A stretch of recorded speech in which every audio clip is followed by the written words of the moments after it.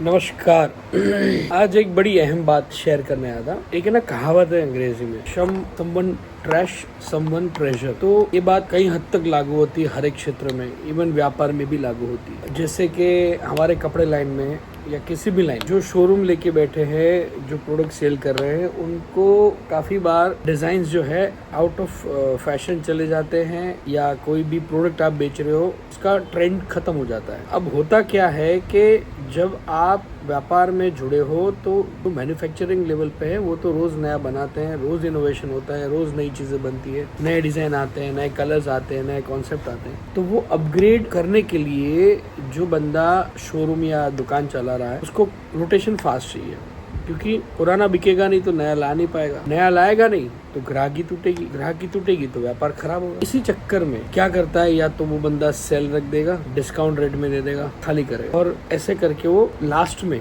जो बिल्कुल ही नहीं बिक रहा है, बिल्कुल ही नहीं मतलब हिल रहा है, वो स्टॉक, जैसे कोई कड़दे में लेने वाला होता है ना, लॉट बोलते हैं जिसको, सस्ते भाव में खरीदता है, रेट तोड़ के खरीदता है, ऐसे बहुत लोग घूमते हैं पैसा लेके हाथ में, उनको बेचता है। अब उनको बेचने में, इसके लिए तो वो कचरा था, ट्रैश था, अगला जो ले रहा है उसके लिए सोना है। कैसे? फर्ज करो कि जो चीज वो 100 रुपए की 200 में बेच रहा था, फिर उसने डिस्काउंट करते करते 150, 125, 100 तक आया। अब 100 तक का जो बिकना था बिक गया। अब जो उसके बाद पड़ा है, तो 100 में भी कोई लेने को तैयार नहीं है। ऐसे जो लमसम भाव में लेने वाले व्यापारियों को माल उठवाते हैं इकट्ठा, वो माल बिकता है 50 रुपए, 60 रुपए, 100 वाली आइटम वो लेगा वही रेटों में। वो फिर वही चीजें गांव खेड़े में, जहाँ ट्रेंड और फैशन का कोई लेन देन नहीं है, कोई मतलब नहीं है, वहां जाके वो लोग यही चीज 100 रुपए में जाके बेचते हैं। तो अगले का तो सीधा 100% मुनाफा हो गया, और जो बेचने वाला था उसने घाटा किया। तो यही होता है, someone trash is someone treasure. तो व्यापार में भी यही चीज है, कोई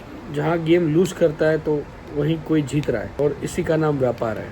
ऑप्टिमिस्टिक, और अगर इसका आप तोड़ निकाल लो कि आपको वो लॉस में ना बेचना पड़े, या फिर आप ही को ऐसा सोर्स ढूंढ लो कि आपका प्रोडक्ट आपके प्राइस में जो वो बेच रहा था वो आप बेच लो, या एक आपके एरिया में या आप ही के दुकान के आजू बाजू एक हल्के माल की दुकान चालू कर दो, जो सस्ते माल वाली दुकान हो, जो आपसे प्राइस कैटेगरी में डाउन हो, पर हो आपकी, और उसका जिक्र किसी से मत करो। तो जो यहाँ पे डेड स्टॉक आ रहा है उसको वहाँ पे कन्वर्ट कर दो, तो यहाँ पे आपका पैसा खड़ा हो गया, वहाँ पे वो नई आइटम हो गई, नई वैरायटी हो गई, सस्ते में बिकी, यहाँ आपकी दुकान की रेपुटेशन भी बिगड़ेगी नहीं। वहाँ पे वो चीज़ आपका पैसा खड़ा कर दिया, नफ़ा वहाँ पे कमाया, यहाँ पे आपकी दुकान की रेपुटेशन भी बनी रही और नुकसान भी नहीं हुआ। तो ये एक रास्ता है। काफ़ी और रास्ते निकल सकते हैं, पर ये चीज़ें काउंटर लेवल पे जो रिटेल सेलिंग कर रहे हैं या होलसेल सेलिंग कर रहे हैं, उनके मतलब की है, काम की है। प्रोडक्ट कोई भी हो, डजेंट मैटर। तो यही कहावत यहाँ पे पूरी होती है। तो इससे एक और नई कहावत बनती है, your trash it can be also your treasure. जो रिटेल बिजनेस या व्यापार लाइन में है, वो बंदे रिलेट करते होंगे इससे, और ये चोखा नफा है भाई। Thank you.